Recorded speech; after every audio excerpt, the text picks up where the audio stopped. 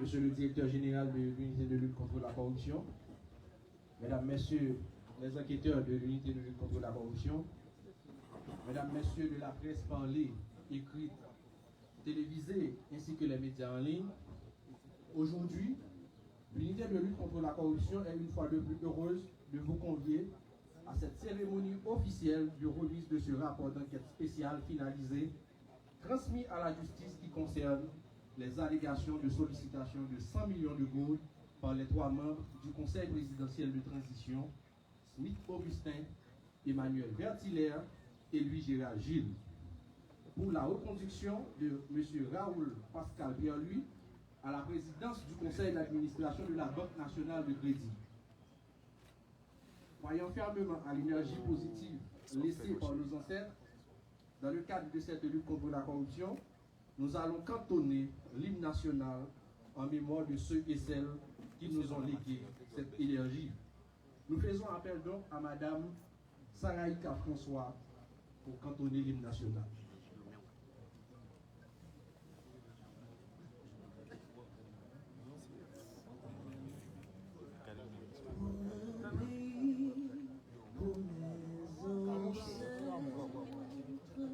Nations unies, Nations unies, dans nos rangs, point de traître du sort, soyons ce maître, marchons unis pour le pays, pour les ancêtres. Marchons, marchons, marchons unis pour le pays, pour les ancêtres.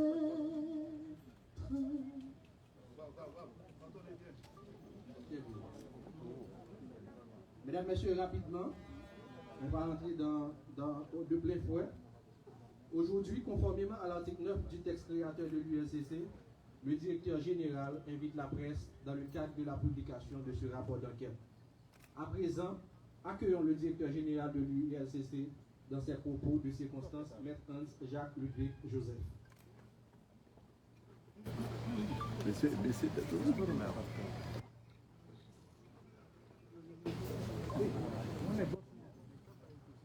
Chers auditeurs, mesdames, messieurs de la presse, parlée, écrite, télévisée et en ligne.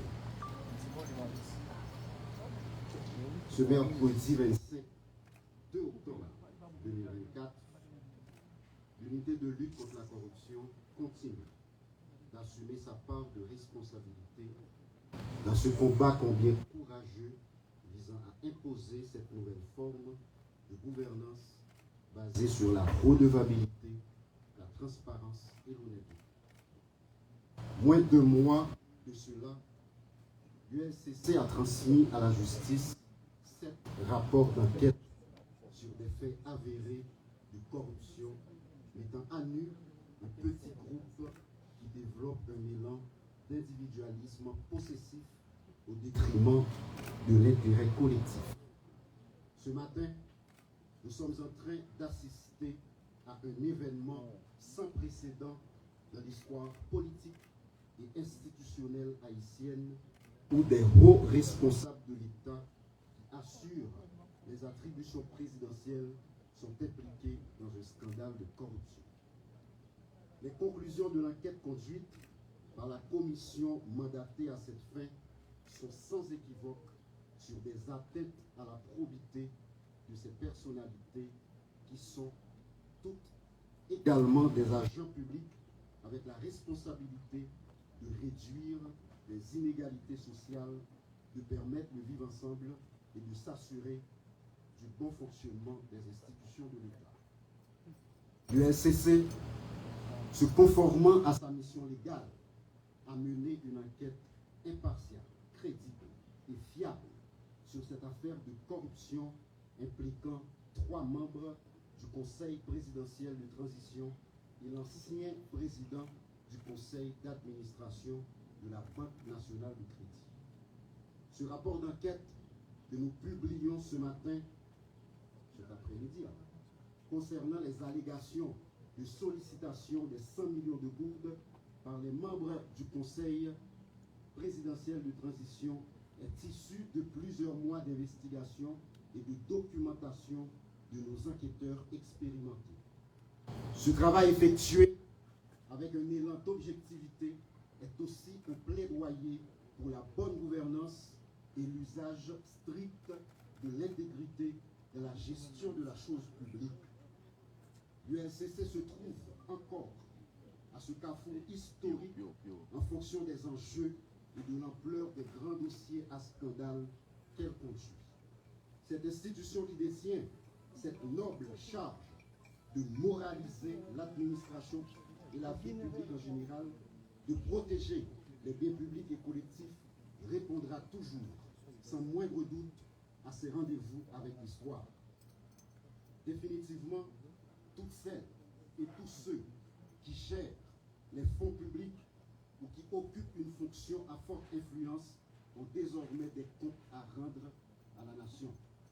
Ce changement de paradigme est en résonance avec les objectifs de cette période intérimaire insérée dans le décret du 10 avril 2024 qui insiste sur des réformes profondes et considérables en vue de proposer une nouvelle forme de gouvernance axée sur le sens profond du service public. Enfin, nous réitérons une fois de plus la demande de traitement judiciaire des rapports d'enquête, c'est-à-dire des verdicts des tribunaux et cours du pays. Je veux rappeler que les juges sont appelés à décider en toute indépendance, en priorisant l'intérêt général, en s'efforçant de résister aux forces occultes détentrices d'avoirs importants issus des actes de corruption qu'ils sont tenus de réprimer. L'UNCC demeure une grande alliée de la justice et travaille pour la justice. Chaque journaliste ici présent sortira de ces lieux avec un résumé exécutif de ce rapport d'enquête, comme me l'autorise l'article 9 du décret du 8 septembre 2004 créant l'UNCC.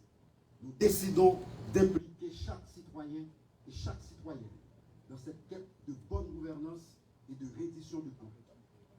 Ça qu'a passé aujourd'hui, c'est un événement historique. C'est un signal fort qui montrait que Haïti demeurait et était un état de droit. Qui donc, personne, quel que soit rang, quel que soit statut, pas pire, ni en les têtes la loi. L'UNCC a continué sans répit, avec même énergie, traquer tout corrompu à tout corrupteur. Du haut de nos 20 ans, les 20 ans de l'institution, l'UNCC assume sa part.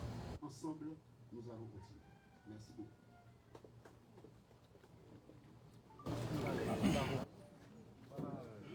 Bien, personne pas pire passer la loi, personne pas pire passer la justice. Je rappelle rapidement, dans ce rapport d'enquête, l'UNCC a fait des recommandations administratives, en plus des recommandations sur le plan pénal. C'est d'abord la mise en mouvement de l'action publique contre les nommés Smith Augustin, Emmanuel Vertilaire et Louis Gérald Gilles pour abus de fonction, versement de pots de vin et corruption passive, ce conformément aux dispositions des articles 5.5 et 5.6 et 11 de la loi du 12 mars 2014 portant prévention et répression de la corruption. La mise en branle de l'action publique contre le nommé Raoul Pascal Pierre-Louis pour entrave au bon fonctionnement de la justice et abus de fonction, versement de pots de vin, corruption active, fait prévu et puni conformément aux dispositions des articles 5.5, 14, 21 de la loi du 12 mars 2014 portant prévention et répression de la corruption.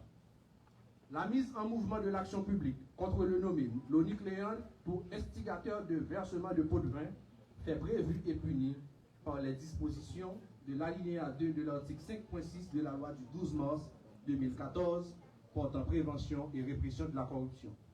La demande d'extradition du nommé Raoul Pascal Pierre-Louis par l'autorité judiciaire compétente pour répondre de ces faits. Ce, conformément aux dispositions des articles 14 de la Convention interaméricaine contre la corruption, 43 et 44 et suivants de la Convention des Nations Unies contre la corruption, du traité d'extradition entre Haïti et les États-Unis